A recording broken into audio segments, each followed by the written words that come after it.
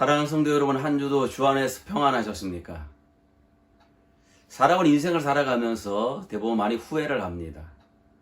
저도 지금까지 살아오면서 몇 가지 후회할 일들이 있습니다.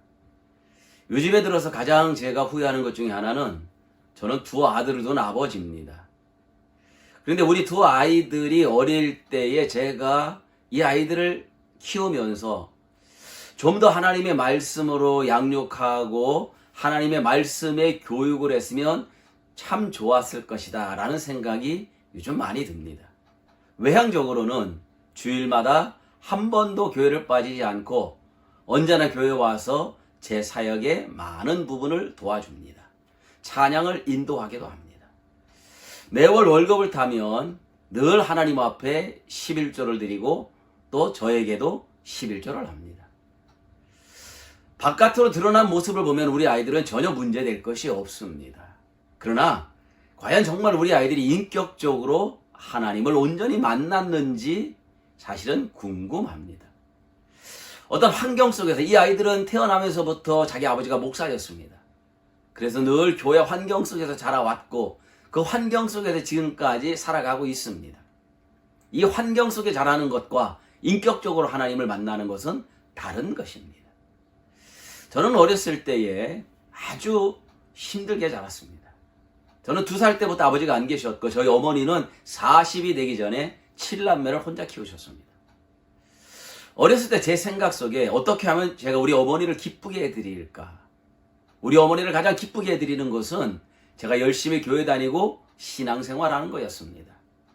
제가 친구들과 늦게 놀다가 집에 들어가도 교회 다녀왔다 그러면 우리 어머니는 아무 말도 하지 않고 그대로 믿어주었습니다. 이런 상황 속에 저는 다른 아이들보다 좀 더 일찍 철이 든 것 같고 늘 교회 안에서 신앙생활하다가 목회자의 길로 들어섰습니다. 오늘 이 시대에 한국의 공교육이 무너져가고 있고 교회 교육도 무너져가고 있습니다. 작년 100명이 출석하는 교회에 60-70%가 주일학교가 없는 시대를 살아가고 있습니다. 특별히 다음 세대가 약해졌고 공교육이 무너져가고 있는데 저는 며칠 전에 더불어 시민민주교육이라는 책자를 보았습니다. 몇몇 학교에서 부교재로 사용하고 있습니다. 그 안을 들여다보다가 저는 충격을 받았습니다. 지금 한창 자라고 있는 아이들에게 이런 교육을 시킨다는 것이 저는 너무나 황당하고 답답하고 무섭기까지 했습니다. 21대 국회에 들어서서 몇몇 국회의원들이 포괄적 차별금지법을 발의하고 통과시키려고 합니다. 포괄적 차별금지법, 정말 단어는 좋습니다. 한마디로 말하면 모든 인간은 누구도 차별받지 않을 권리가 있다. 평등법입니다. 장애우도 탈북인도 외국인도 그 누구도 차별받아서는 안 된다는 것입니다. 어떤 분이 저에게 물어봅니다. 목사님, 이렇게 좋은 법안인데 왜 기독교는 그렇게 반대합니까? 그러나 포괄적 차별금지법 속에 들어가면 이것은 역차별적인 내용들이 많이 나오고 심지어는 동성애를 조장하고 동성애를 옹호하려고 하는 법이고 하나님의 창조 질서와는 전혀 상관이 없는 법이기 때문에 이 법이 통과되면 엄청난 일들이 벌어지기 때문에 그렇습니다. 300명의 국회의원들 가운데 약 3분의 1, 100명 조금 넘는 의원들이 크리스찬, 기독신앙 국회의원들입니다. 이 100명이 조금 넘는 국회의원들이 차별금지법을 온전히 들여다보면 신앙의 양심을 가지고 절대로 그들은 찬성할 수가 없을 것입니다.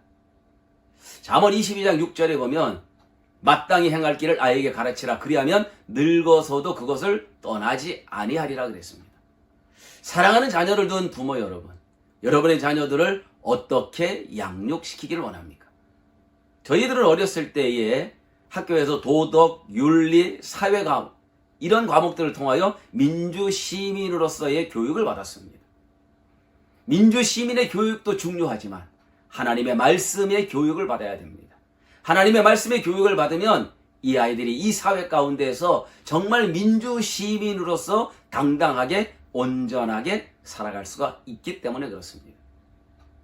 코로나 시대에 한국교회 예배가 60-70% 회복되고 있습니다. 아직도 30-40%는 교회를 나오지 않습니다.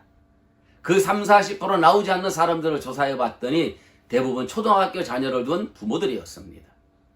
아이들을 생각했고 또 믿지 않는 남편들의 반대로 나오지 못하고 있는 이런 상황 가운데 있습니다. 그러나 사랑하는 여러분, 여러분의 가정에서 이 아이들을 하나님의 말씀으로 양육해야 됩니다. 교육의 가장 근간은 가정에서부터 이루어지는 것입니다.